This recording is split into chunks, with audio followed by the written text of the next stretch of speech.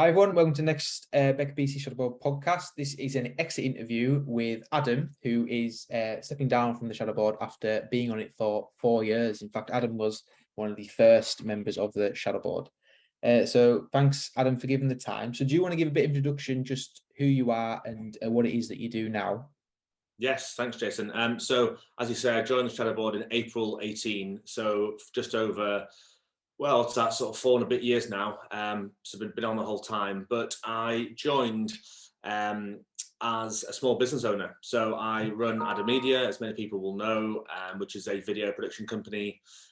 We operate all over the county, sometimes further afield, but predominantly within Cumbria, servicing all sorts of different clients, sectors with video, communications and media support, really. So that's kind of me, but BECBC has always sat alongside that, because obviously I've been a member of BECBC in terms of a sort of paying member for longer than that, but then obviously joined the Shadowboard in April 18 to sort of further that involvement. Good. So when you joined, or when you applied to join, the Shadowboard didn't exist. So like it was a new concept for the cluster, and really probably one of the first Shadowboard led things for the region. So why is it that you wanted to join that? So I think, again, I'd already been a member of BECBC for probably, let's say, 3 years prior to joining. So I was fully aware of what BECBC did, had a lot of respect and knowledge about what they offered. So when the Shadowboard was first mooted as an idea, I think possibly by John Granger or Ivan Baldwin, I'm not sure who, at the time, when they first mooted it as an idea, I thought it sounded great. I thought it sounded like the way the world's going, having that younger, fresh perspective on things, that's sort of challenging those sort of more traditional boards that are generally people more in their mid-career. I think that was a really exciting concept to have. And as you say, we were one of the first shadow boards in the area, as far as I'm aware. Even that term wasn't really particularly known when I was sort of joining. Obviously, since then we've had Sellafield with their next gen exec, we've had Cumbria Lep with their forum, and we've had various other ones sort of springing up around the county and the region. So I think it was a sense of like trailblazing and seeing what it was all about. But of course, being based in Cumbria and having a business that's heavily involved in the local economy and in the in the sort of network of Cumbria, to be able to play your part of helping change things or influence or inputting ideas was also very exciting.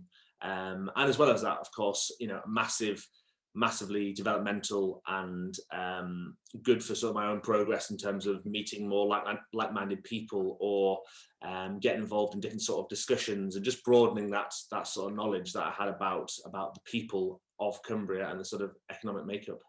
So from that, with all that sort of the things that you thought it would be when you first joined, so maybe not from right now, but maybe that first 12 months or so, do you feel like it was what you expected it to be?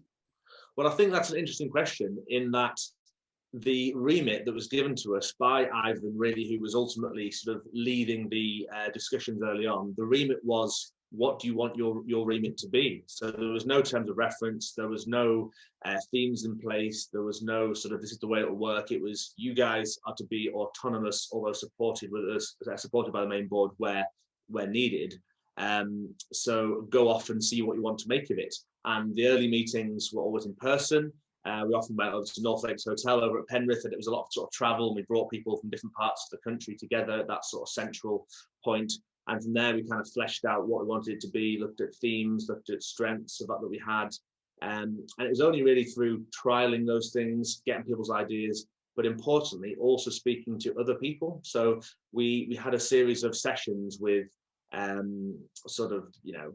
people that have done this sort of thing for a long time or had a lot of influence, and they helped sort of steer our direction on what we did. And someone said, you really have to have a terms of reference and work out a more formal structure to what you're doing, and that led to themes and policies and maximum terms and how long you can stay, all that sort of stuff, which was just not there. So in answer to the question, there was no set pre-idea about what it should be, so we were allowed to take it in our own direction, which I was very grateful of. But obviously it's developed massively since that, and there's a number of changes that I've seen, which I'm sure I'll go into across the interview. So yeah, so into those sort of what you've seen over the last 4 years, what would you say are your highlights? So that could be what projects or activities that the Shadow Board's done, but also any of the like changes in the board makeup and sort of the reputation of the Shadow Board and the cluster, and what really have been those highlights for you? So in terms of the actual like the stats as such, and obviously it's been going for about 4.5 years or so. There was a huge interest initially in the Shadow Board about people that were quite keen to join. The original group actually that got onto it was about 8 people, but since then, with people leaving or moving roles or moving away, we've now had about, I think it's about 20 to 25 members across those sort of 4 and a bit years. And with that, we've had 3 different chairs. Obviously, Charlotte first of all, followed by Ruth, and followed by you, Jason. So all of you have, I always say, all of you have brought something very different to the role, and all just been brilliant in terms of like pushing forward the Shadow Board and taking us to new heights, new directions. So I've sort of liked sitting within that sort of leadership team, and yeah, had many members over the years. And it's nice to see people progress through it and sort of, almost they give their time to the Shadow Board, but they also get a lot back from it. And it's a sort of natural sort of symbiotic relationship between the two. In terms of highlights, I mean, there's kind of 3 areas of things that I think about with the Shadow Board. The first one is sort of like stakeholders and site visits. So we had a number of inputs, as I say, from different people and different companies to help steer our kind of plans or help give us more experience. And on the stakeholder front, 3 that sort of spring to mind would be going to see the Cars board up in Carlisle, which is brilliant. Gave us some sort of like proper board experience. Was going to see Cumbria Lep as well over at Penrith with Joe Lappin and some of their team talking about their plans and how we could sort of support some of their initiatives, particularly around retention and attraction of young people into the area.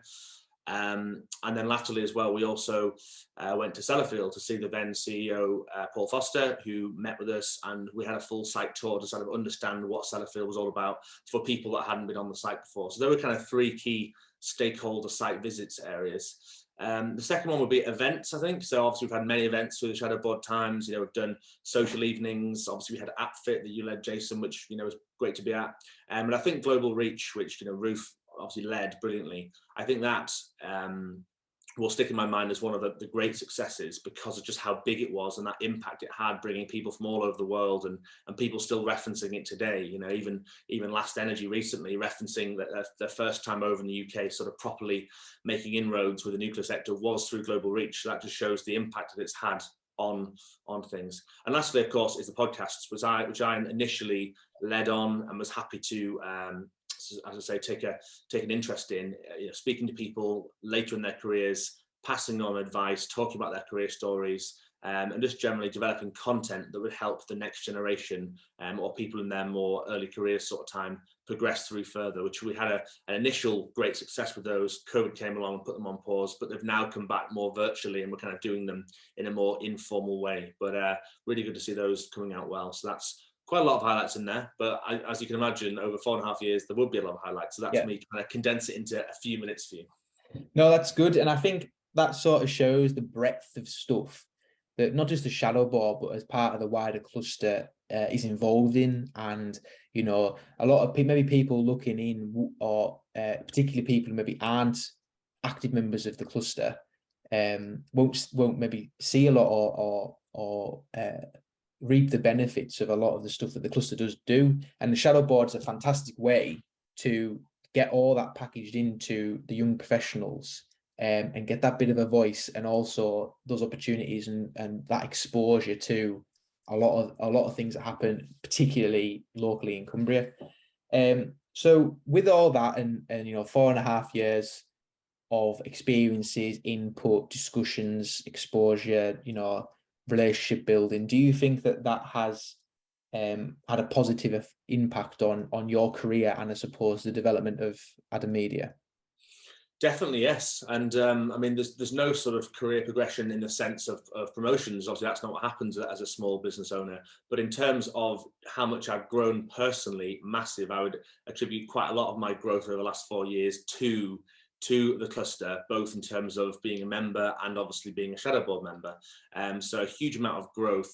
I think the exposure it gives you and the sort of the knowledge and experience is huge. So the answer is yes, it has. I can't say that I've gone from this level to this level because there's no sort of measurable thing, but in terms of just how I feel, absolutely it has helped a lot. Good. So have you got any advice for anybody who's sort of listened to all that and thought, you know what, I would love to join and in 4 years be able to speak as articulately as Adam with all the stuff that I've been involved in, all the growth that I've had personally, professionally, or whatever. Have you got any advice for anyone, maybe for somebody who's coming from a micro business, maybe the owner of a micro business, or they're involved, or definitely of a small company? What would you sort of give them as advice? Yeah, I think it's important as well, actually, to mention that about the cluster is made up of many different companies, both huge tier one large companies in the sort of multi-million-pound turnovers, right through to the sort of small, tiny micro SMEs. And it is nice to have that representation across the cluster and across the board and obviously the shadow board. So would definitely recommend other people that are at that sort of stage, that more sort of that smaller company size, getting involved. My advice really is that whether it's a good thing or a bad thing, today's world is all about promotion and is all about getting yourself out there. And you can deliver the best service and have the best team, but if you don't communicate it right, and if no one knows about it or doesn't want to buy into you, because ultimately people are buying from people, really, aren't they? If people don't know about that, then that's going to sort of hamper or limit the growth. So I think that just being confident, put yourself into situations that perhaps are quite uncomfortable. I would definitely agree that some of the early cluster meetings that I was part of, I didn't feel particularly comfortable or felt maybe a little bit out of my depth, having not had that sort of board experience or even necessarily dealing with peers that are the next sort of 2, 3, 5 years older than me. So that was quite new. But I think I'll just say apply, no harm in applying. Even the application process you'll learn something from, especially also the interview process. And then if you do get onto the board, whether it's been the first time or the second time around, you are bound to see doors opening up in terms of just that network, and that sort of those opportunities will come. Great. Well, thanks very much for that, Adam. I think you've articulated fantastically your time on the shadow board, and I'm sure anyone listening would really appreciate the depth of stuff that's available, and also your input to, you talk about all these highlights and stuff, but you have had a massive input into the cluster and the shadow board over the time that you've been on it. So thank you very much for that. And I know you'll be thankful of the people who made it happen. You've mentioned Ivan and things who yeah, that was obviously just the people that sort of were first around that mentioned the shadow board and sort of led the kind of like creation of that inaugural group of 8 of us. But yeah, over the years, obviously, Hazel supported that a lot in the early days as well with Ivan and with John. Latterly, obviously, Diane's taken a huge role in that. But also we've had one-to-one sessions with our 2 patrons over the years, with John Fife, Professor John Fife, and then Marcia Reid Fotheringham.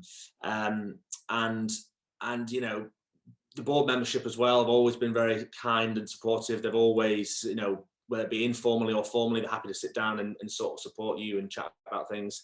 And of course, those 20 or 25 fellow shadow board members, have become a real team over the years. Good friendships have been formed in that. We have an alive and kicking WhatsApp group, which is always buzzing away with various things. So I'm sure that'll continue. And let's hope the socials continue as well, and keep the good energy going. But yeah, I'm very thankful for what the cluster has given me and the shadow board. But yeah, would definitely recommend others getting involved, and hopefully that sort of baton can be passed on to the next person. Great. Well, thank you again very much for that, Adam, and absolutely best of luck for everything you do in the future. Thanks, Jason.